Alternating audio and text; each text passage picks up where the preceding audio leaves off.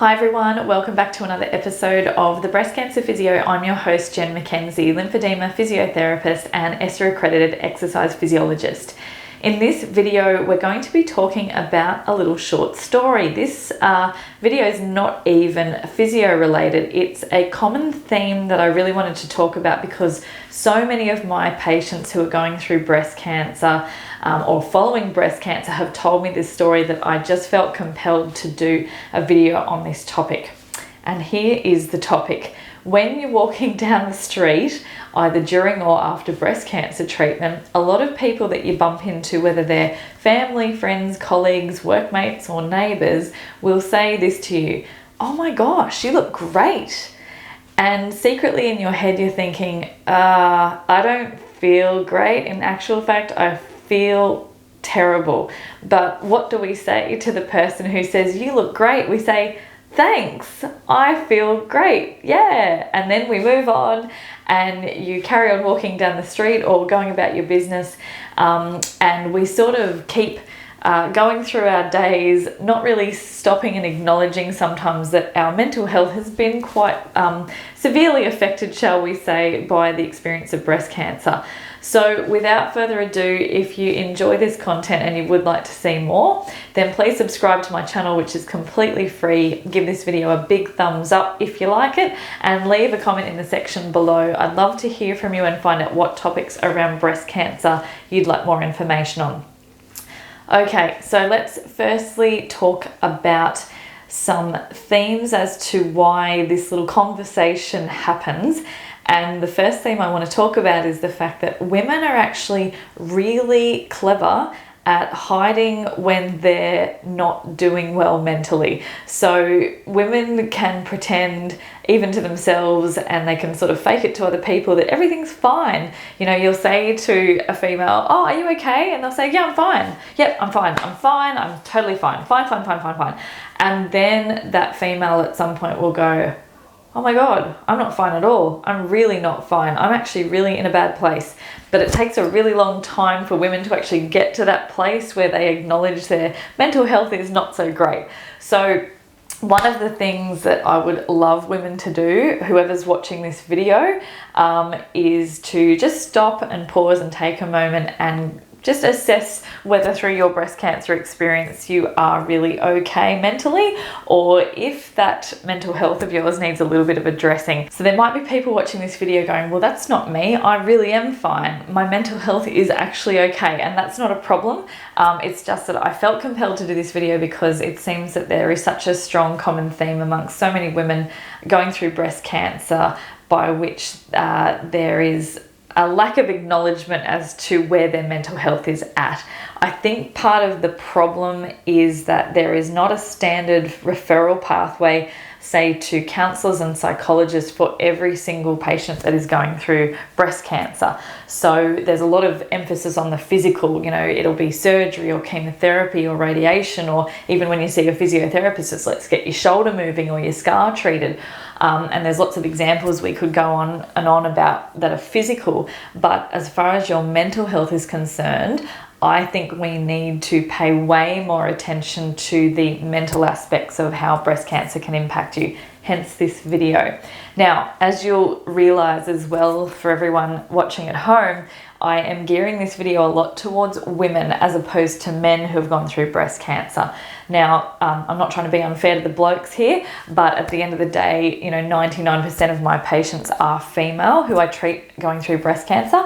So this is a common theme that I've seen more so amongst females. Now, I think part of the reason females tend to fall into this trap of "I'm fine, it's okay, I'm fine," is that by nature we are carers. We are really good at looking after children, grandchildren, aging parents, pets, houses, husbands, jobs. So we are not good at self-care, or we tend to put self-care at the bottom of the priority list. And we're not really great at accepting help from others. We get a little bit too proud sometimes to sort of accept help from others. So first and foremost, one of the best pieces of advice that I can give to people who are going through breast cancer is to allow other people to help you where they can. So that's the number one tip for this video. I think another really strong theme that we need to talk about in this video is the fact that other people who are asking you questions or making comments towards you, they really don't know what you've been through if they haven't experienced cancer firsthand before. So if they haven't had a loved one go through cancer where they've been their carer, or if they haven't been through cancer themselves, there's a lot of unknown, there's a lot of foreign objects when they're asking questions towards someone who has gone through breast cancer. So cut them a little bit of slack because they really don't get what you've just gone through. But then on the other hand, one of the other things I'd like to bring up in this video is the idea that, like, it's okay to say, I'm not okay. Women, I think, are fantastic at putting on a nice dress or getting themselves spruced up a little bit with what they wear, whacking a bit of makeup on, doing their hair, putting a bit of jewelry on, marching out the door and getting on with the day.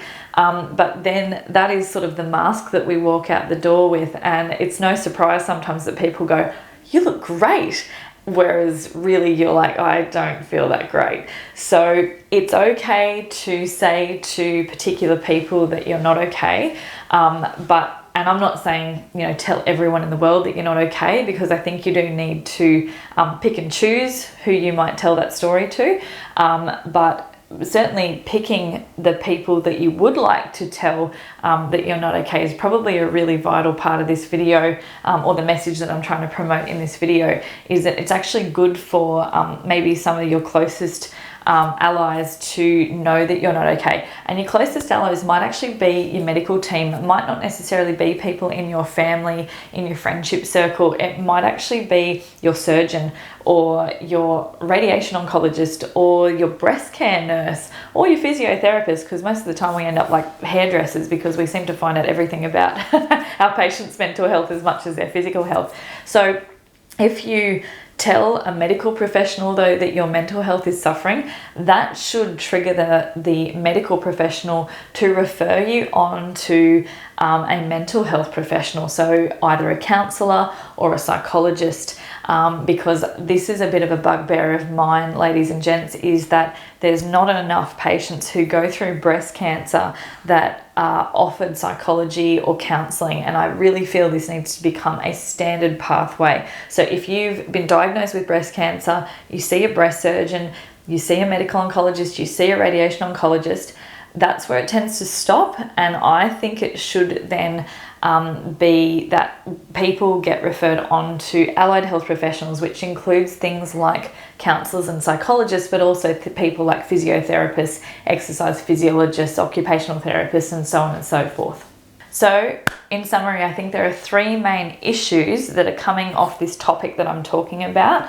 The first issue is that other people really don't know what you've been through unless they've had some sort of first-hand experience with cancer, particularly breast cancer. The second issue is that women are great at putting on a brave face and pretending everything's okay when potentially things aren't okay mentally.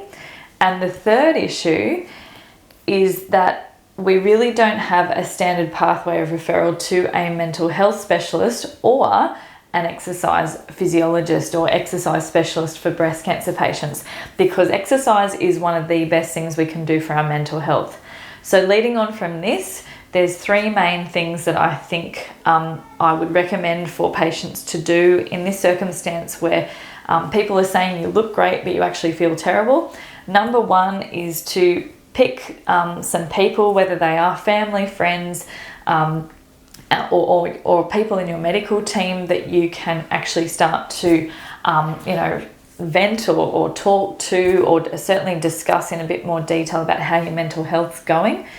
Strategy number two is to get to an exercise specialist. So somebody who is usually dealing with patients who have gone through breast cancer or going through active treatment for breast cancer, because as I said before, exercise is a fantastic way at picking up your energy levels and giving you a massive endorphin release.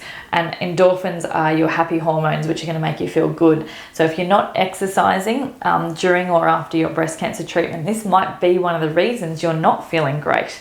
And at the end of the day, that's what this video is all about. Yes, acknowledging that you don't feel great mentally, but then actually what we want to do about it to counter that problem. Of course, point number 3 is getting referred to a mental health professional if you really feel that your mental health is affecting your day-to-day activities. So going and seeing a counsellor and or a psychologist, and getting, you know, personal recommendations to those people, and ideally trying to see a counsellor or a psychologist who's actually, you know, looked after patients with breast cancer before. It's really important to try and get your medical team as specialised as possible, and that's just not having a breast surgeon or a radiation oncologist that specialises in breast cancer. That can also be having a physiotherapist that specialises in breast cancer, or a counsellor that specialises in breast cancer.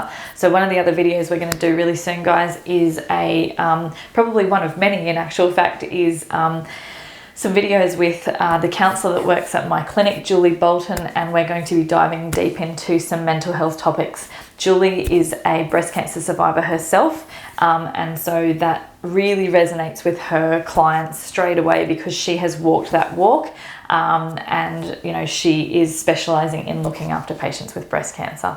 Thank you so much for watching this video, guys. I really hope you've gained some great information from it. I hope you're having a great week wherever you are. If you'd like to reach out and let me know your thoughts on this video, or if you've had experience with this as an issue, then please let me know. I release a new video every week on the topics around breast cancer. I'm Jen McKenzie, the Breast Cancer Physio. I'll see you next time.